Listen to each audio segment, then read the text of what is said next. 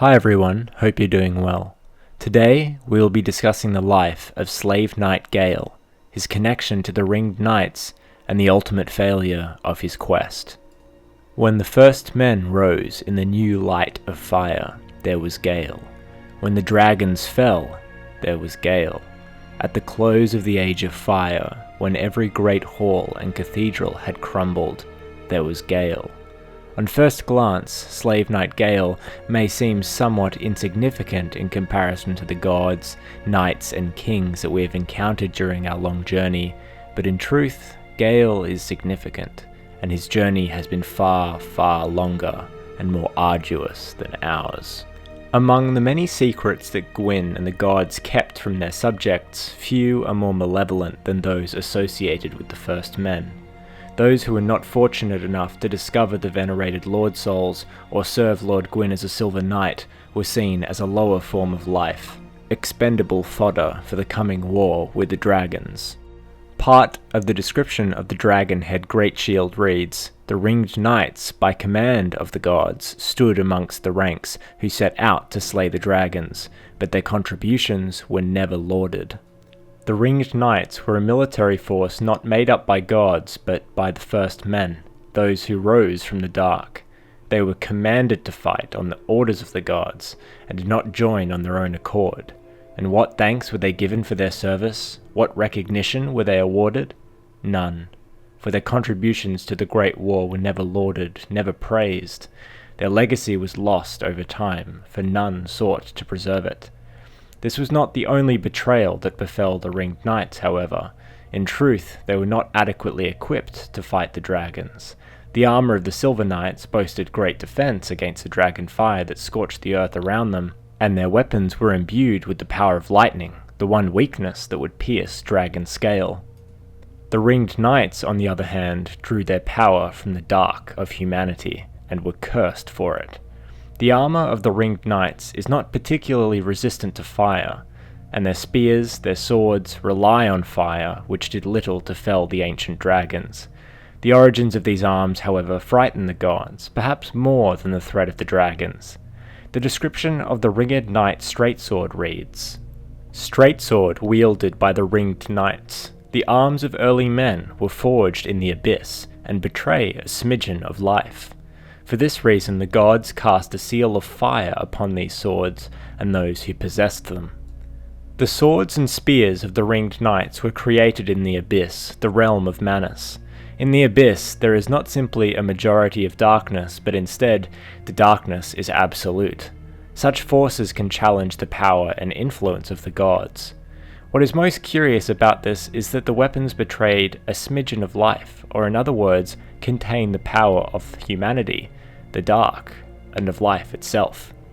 It was because of this that these cursed weapons were branded with the dark sign.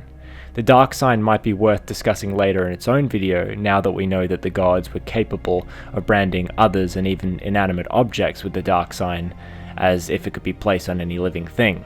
So we'll see about that later on. But for now though, the main takeaway from this is that the weapons forged in the Abyss contain literal traces of humanity, and perhaps sentience and memory as well. The concept of literal life being within weapons, as we will discuss later, was not limited to the blades of the Ringed Knights. These knights, carrying the burden of the dark sign, would be forever cursed, inseparable from their connection to the dark. There was, however, a group that escaped this grave judgment of the gods. They served the gods in perpetuity, like all men, but did not suffer the same branding. They were known as Slave Knights. The description of the Slave Knight set reads, "Armor issued to Slave Knights. The fine craftsmanship made this a symbol of honor. Long ago, only the undead served as Slave Knights, warriors used as fodder in the bleakest of battles. They grew decrepit, their skin charred black, and their bones twisted. Eventually, they went outright mad, but were never relieved from duty." The life of a slave knight is a life of sacrifice, and they fought in the old wars of the gods, just as the Ringed Knights did. They were undead, and would fight again and again, with no fear of death. One might wonder how one can be honored while also being a slave, but the reason becomes quite obvious after discovering the secret within the Ringed City. The armor of the Slave Knights was not forged in the abyss like those of the Ringed Knights, and thus were free from the burden of the dark sign. While the Pygmies and Ringed Knights carry the heavy weight of the cursed brand, Slave Knights would be unsullied by this. However, as we discover from the description of the set, not even Slave Knights would be free from the madness of hollowing, and could never escape their duty. They would be fodder in battles against the greatest of foes, but any enemy would soon realize that the Slave Knights would keep fighting, dying, and fighting again until madness eventually set in. Among their ranks was Gael.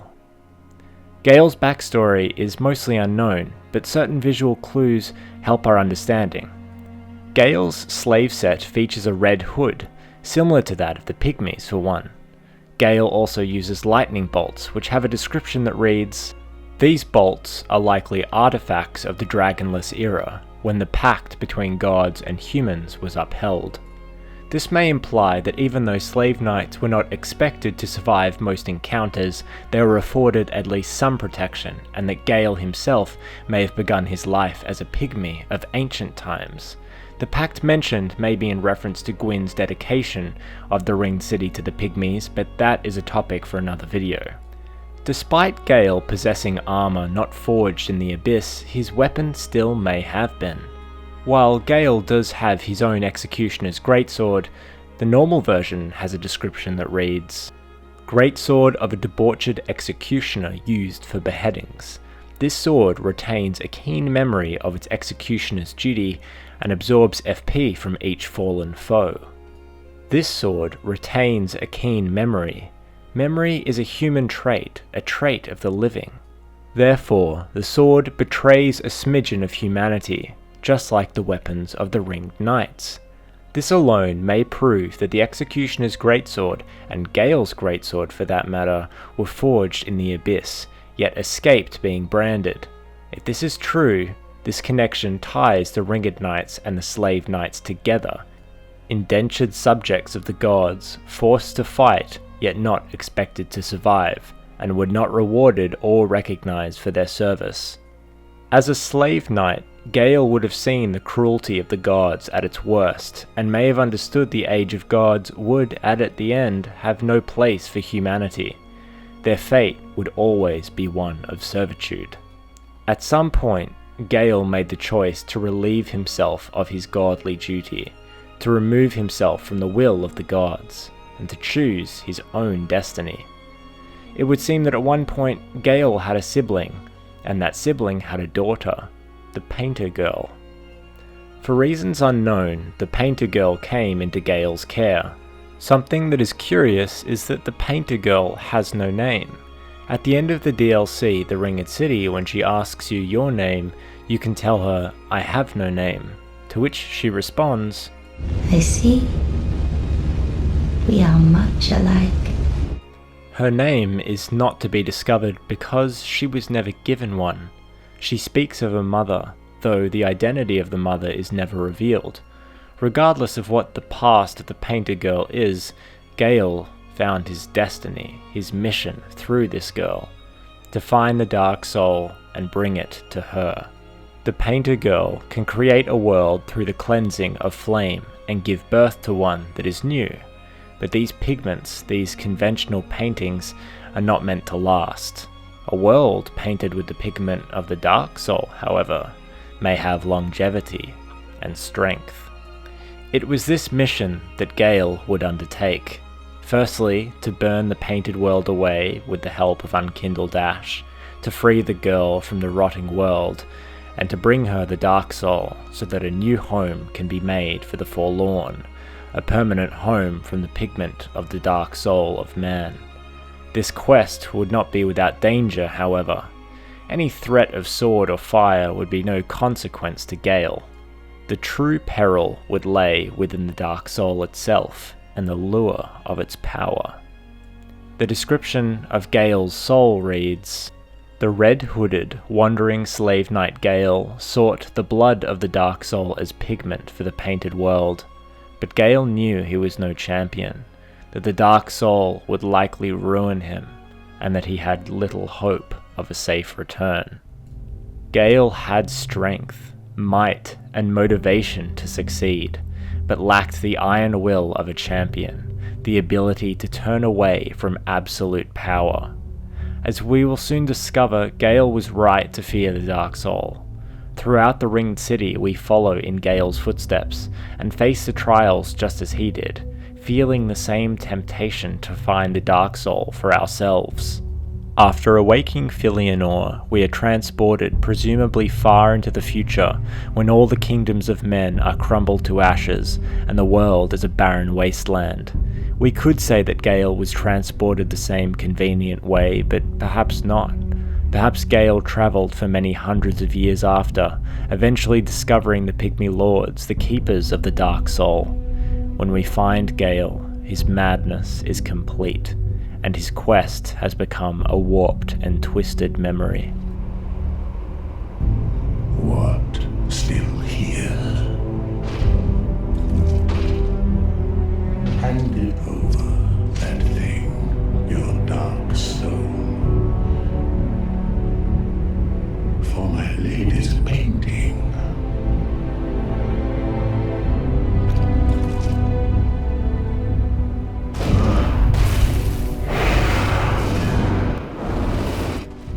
It is here where Gael shows his misunderstanding. The painter girl never needed multiple Dark Souls, or even a soul itself, only the pigment of the Dark Soul to paint with. Gael's mind has become corrupted not only by the remains of the Dark Soul, but by the yearning for it, by the great insatiable want of it. He seeks answers, and seeks power, which may be a shocking, fitting analogy for ourselves. We seek answers as well, and power through souls, and would stop at nothing to retrieve these things. Perhaps this is the God's way of telling us that these searches only end in madness and disappointment, and that occasionally one must allow other things to take our interest. Gael only needed to take the pigment to his niece, so they may escape this dying world. But he has forgotten this. Perhaps it was his anger at the gods that they would enslave his kind that prompted his betrayal. Who can know for sure? Gael's true failing is his inability to look around him, to gaze upon the fallen empires that surround him on all sides, to realize that power is not eternal. Obsession only leads to the shutting out of all things, chief among them being his own blood, his own family. Then I will name this painting Ash. It will be a cold, dark, and very gentle place. And one day, it will make someone a goodly home. I wonder when Uncle Gael intends his return. I hope the new painting will be to him a gentle home.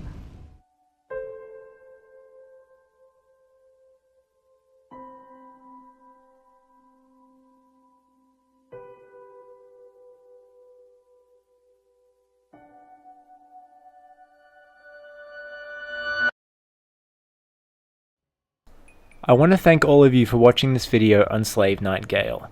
I know that quite a few people were disappointed by the seemingly insignificant nature of Gael's character, but hopefully this video has made the fight seem more worthwhile, and more of a fitting end to the series. It was certainly fulfilling for me. As usual, I'd like to give a huge thank you and shout out to my patrons. You certainly make the hard work I put into these videos worth it, and I could not do this without you. If you're interested in pledging yourself, please check the description. Make sure to subscribe to check out future lore videos that will be released in the future as well. Until next time.